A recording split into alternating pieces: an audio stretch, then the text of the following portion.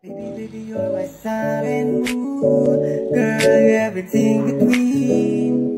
A lot of pretty faces could waste my time, but you're my dream, girl. Ito yung mga gagamitin. Kita ba? 12, 14. Kailangan nyo yung nakabend dito para pagsalpak, yun lang, abot na agad yung 14 na nut. Ito yun. Tapos lagi nyo tatandaan na dapat mayroong washer dito sa loob. Ito. Yan. Ito, may mga washer yan sa loob. Ito kasi doble na yung nakalagay, pero babawasan na natin yan. Isa na lang yun nandun. Sobra naman yan. Tapos, ayan, gamit ka ng 12 na socket para dito sa baba. Lagi nyong i-check yung ilalim na to kasi once na may damage yung bushing na yan, sasayaw ng sasayaw yung shocks, masisira at sasabog yung langis dito sa oil seal, dito sa part na to. Yan. Ito, unpack.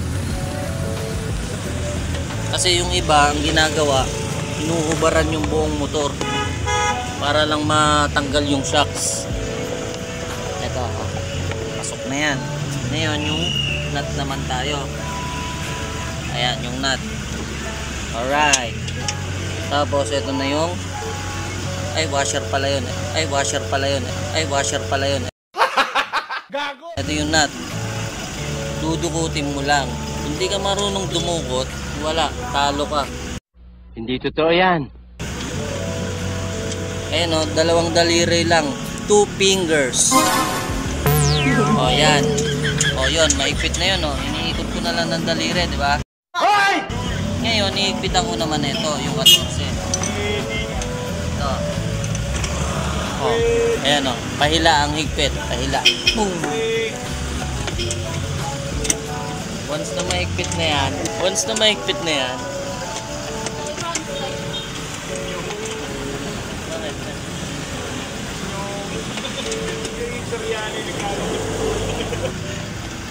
alright.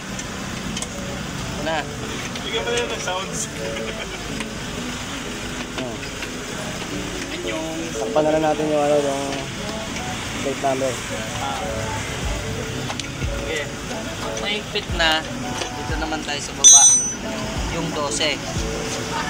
Ngayon, salpak, tapat nyo to. Kasi may thread yan. Ang thread ng ganitong YSS, nasa dulo lang, walang thread to. So ito, ang papasok dito, dulo lang. Kaya saktuhang higpit lang. Angat ang gulong, pasok to. Pag di nyo pa nakuha, mag-message kayo sa page. Mabait ang mga tao sa shop.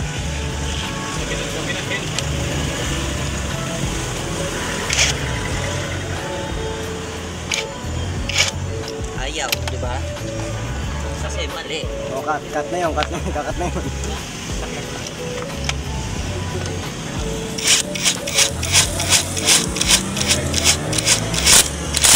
Alright. Everything is good?